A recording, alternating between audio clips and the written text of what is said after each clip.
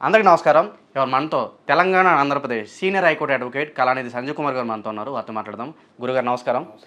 Sir, అసలు arrest warrant అంటే ఏంటి సార్? అలాగే మనకి బెయిల్స్ ఉంటూ ఉంటాయి. బెయిల్స్లో ఎన్ని రకాల బెయిల్స్ ఉంటాయి సార్? అరెస్ట్ వారెంట్ అంటే ఎవరైనా అక్యూజ్డ్ ఎవరైనా నేరం చేస్తే వాడిని తక్షణమే పోలీసులు తీసుకెళ్ళి అరెస్ట్ చేయడం జరుగుతుంది. తర్వాత వాడికి 41 CRPC నోటీస్ ఇవ్వడం జరుగుతుంది మామూలుగా అయితే. ఆ తర్వాత బెయిల్స్లో 3 రకాల బెయిల్స్ ఉంటాయి. ఒకటి వచ్చి యాంటిసిపేటరీ బెయిల్, అంటే anticipatory according to section 437, 438 anticipatory bail. ఆ బెయిల్ ఏంటంటే ముందుగానే అరెస్ట్ చేస్తారేమో దాంతో అతను రెడీ అవ్వడానికే వేసేదాన్ని యాంటిసిపేటరీ బెయిల్ అంటారు. ఇంకోటి వచ్చి regular bail according to section 437. ఇంకో బెయిల్ స్టాట్యూటరీ బెయిల్. మొత్తం 436, 437, 430 3 రకాలు 3 bails. Anticipatory bail, regular bail, statutory bail or interim bail కూడా అంటారు. ఇది ఏంటంటే జనరల్గా ఎవడైనా నేరం చేస్తే ఒకవేళ అతను కనుక పోలీసులు మెజిస్ట్రేట్ ముందు హాజరుపరిచిన తర్వాత అతను ఒకవేళ జైలుకి వెళ్తే తర్వాత అతను జైల్లో ఉన్న తర్వాత అతను ఆటోమేటిక్గా బెయిల్ పిటిషన్ అప్లై చేసుకోవాలి. బెయిల్ తెచ్చుకోవాలి కదా. బెయిల్ పిటిషన్ తెచ్చుకున్న తర్వాత అతను మళ్ళీ బెయిల్ రావాలంటే మళ్ళీ ఇది ఒక పెద్ద ప్రాసెస్. 2 షూరిటీస్ తీసుకురావాలి, 2 బాండ్స్ కట్టాలి. బెయిల్ అప్లికేషన్ తెలుసు కదా. బెయిల్ కట్టిన మనకు పబ్లిక్ ప్రాసిక్యూటర్ అంటారు, పీపీ. అక్కడ అతనికి ఒక సీసీ కాపీ నోటీస్ ఇవ్వాలి, అతనికి చెప్పాలి. డైరెక్ట్గా ఈ మెజిస్ట్రేట్ కోర్టు ముందర ఇతన్ని ఆధారపరుస్తారు, అక్యూజ్ని పిలుస్తారు. ఇతను చేసిన నేరం ఏంటి, ఇది చిన్న అఫెన్సా పెద్ద అఫెన్సా అన్నీ చూస్తారు. ఈ మామూలుగా సింపుల్ అయితే మామూలుగా బెయిల్ ఇచ్చేసి పంపించేస్తారు. ఈ అక్యూజ్ పెద్ద పెద్ద కమిట్మెంట్ చేసి కిడ్నాప్, రేప్, మర్డర్ పెద్ద పెద్ద కేసులు ఉంటాయి. అవి నాన్ బెయిలబుల్ అఫెన్స్ అంటారు. దీంట్లో 2 రకాలు, bailable offence, non bailable offence. ఈ బెయిలబుల్ అఫెన్స్ అంటే చిన్నవి ఏదన్నా గొడవలు ఎలాంటివి ఉంటాయి కదా, మామూలు అఫెన్స్ చేసిన దాన్ని బెయిలబుల్ అఫెన్స్ మీద అతని 24 గంటల లోపల విడుదల చేస్తారు. నాన్ బెయిలబుల్ అఫెన్స్ అంటే పెద్ద పెద్ద కేసులు ఉంటాయి కదా, అలాంటి వాటికి మా శిక్ష ఎక్కువ ఉంటుంది. Minimum remand 14 days.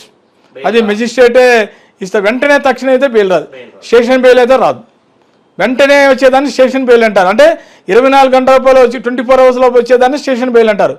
అలాంటివి రావు. అది అఫెన్స్ని బట్టి ఉంటుంది.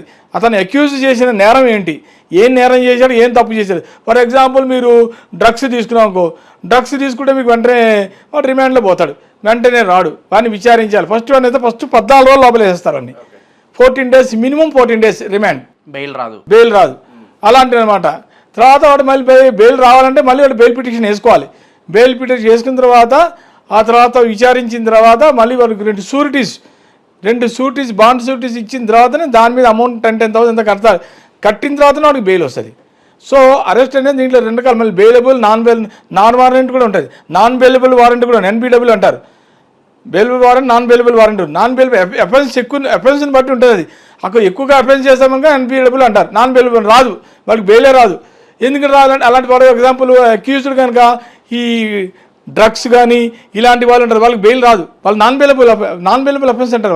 వాళ్ళకి బెయిల్ రాదు, నాన్ బెయిలబుల్ వారెంట్ అంటారు వాళ్ళకి. అందుకని ఇలాంటి వాళ్ళందరికీ 41 CRPC నోటీసులు ఇచ్చిన తర్వాత ఆ తర్వాత వీళ్ళని కోర్టులో హాజరుపరిచిన తర్వాత వాళ్ళు చేసిన తప్పు ఏంటి, శిక్షను బట్టే అక్కడ మెజిస్ట్రేట్ కోర్టులోనే వాళ్ళకి ఆ తర్వాత వాళ్ళకి కోర్టుకి 14 రోజులు మినిమం ఉంది. ఆ తర్వాత శిక్ష కనుక ఎక్కువైతే కానీ దాన్ని పెంచడం కూడా జరుగుతుంది. వెంటనే మీకు 14 రోజులు రాగానే లెక్క లేదు, అంటే బయటకు వస్తారని ఆస్కారం తెలియదు. బెయిల్ అయితే మూవ్ చేసుకుంటారు కానీ, బెయిల్ పిటిషన్ మూవ్ చేసుకుంటారు కానీ వస్తారని. ఒకసారి బెయిల్ రావచ్చు, ఒకసారి బెయిల్ రాకపోవచ్చు. ఒకసారి బెయిల్ రాకపోవచ్చు అంటే అతను చేసిన అఫెన్స్ ఏంటి, నేరం బట్టి ఉంటుంది. అక్కడ గుర్తుపెట్టుకోండి ఎవరైనా సరే. అందుకని bailable offence, non bailable offence తేడా అయితే. బెయిలబుల్ అఫెన్స్ అంటే సరే చిన్న అఫెన్సెస్ చేశారనుకోండి, వాడికి అఫెన్స్ ఇచ్చేస్తారు. నాన్ బెయిలబుల్ వారెంట్ అది మామూలు పెద్దగా, నాన్ బెయిలబుల్ వారెంట్ పెద్ద క్రైమే చేశాడు. అందుకని అలాంటి వాళ్ళకి ఇంకా ఎక్స్చేంజ్ చేస్తూనే ఉంటారు జైల్లోనే. అంత ఈజీగా బెయిల్ అయితే రాదు వాళ్ళకి. ఇది ఎక్కువగా ముఖ్యంగా చెప్పాలంటే ఈ డ్రగ్స్లో ఉంటుంది కదా, గంజాయి వాళ్ళకి మటుకు మినిమం 1 year అయితే మినిమం వేసుకో. 1 years 2 years వరకు వాళ్ళకి బెయిలే రాదు. ఎంత ట్రై చేయి, ఎంత ఖర్చు పెట్టినా, ఎన్నిసార్లు బెయిల్ మూవ్ చేసినా వాళ్ళకైతే బెయిల్ అయితే రాదు. అదొకటి. కొంతమంది ఏం చేస్తారంటే భార్యాభర్తల మధ్య ఇందాక అరెస్ట్ ఎలా చేస్తారు అన్నానికి ఇంకొక ఉదాహరణ చెప్తున్నా. భార్యాభర్తల మధ్య ఒక కేసు అయితే చాలా ల్యాండ్ మార్క్ ఇప్పుడు కూడా కోర్టులో చెప్పుకుంటూనే ఉన్నారు. Arnesh Kumar versus state of Bihar 2012. ఆ దాంట్లో అర్నేష్ కుమార్ అనే ఒక డిపెండెంట్ వైఫ్ వచ్చి పిటిషనర్, ఆమె కావాలని సరదాగా ఒక కేసు వేసింది పిటిషన్ మీద. మా భర్త యొక్క అత్తగారు మామగారు నన్ను వేధిస్తున్నారు, నన్ను కష్టం అడుగుతారు, డౌరీ అడుగుతాయో లేనిపోయిన రకరకాలుగా అడిగింది. అడగగానే ఆమె వెళ్ళి వెంటనే పోలీస్ స్టేషన్ కంప్లైంట్ ఇచ్చింది. ఆ కంప్లైంట్ ఇవ్వగానే వాళ్ళు వెంటనే స్వీకరించారు ఆమె కంప్లైంట్. ఆ రోజులో 41 CRPC లేవు, నోటీసులనే లేదు, డైరెక్ట్ వెంటనే చెప్పడం వెంటనే అరెస్ట్ చేసేవాళ్ళు ఆ రోజులో, ఇప్పుడు కాదు. 2012 మాట చెప్తున్నా. ఆ తర్వాత అతను ఎందుకైనా మంచి అరెస్ట్ అవుతానేమని చెప్పి ఇది యాంటిసిపేటరీ బెయిల్ వేసాడు.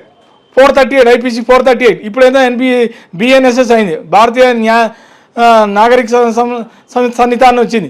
ఆ రోజులో IPCనే CRPC. ఇవన్నీ వేస్తే అప్పుడు అతనికి యాంటిసిపేటరీ బెయిల్ వేసారు, రాలే. బెయిల్ రాకపోతే అతను మళ్ళీ వెంటనే హైకోర్టులో ఆశ్రయిస్తే అక్కడ హైకోర్టులో కూడా అతనికి చుక్కదిరింది ముంబైలో. ఆ తర్వాత ట్రై చేశాడు, తర్వాత సుప్రీంకోర్టులో వేశాడు. సుప్రీంకోర్టులో వేస్తే అతనికి బెయిల్ వచ్చింది అర్థమైందా. ఆ తర్వాత అతను క్వాష్ కూడా వేసాడు.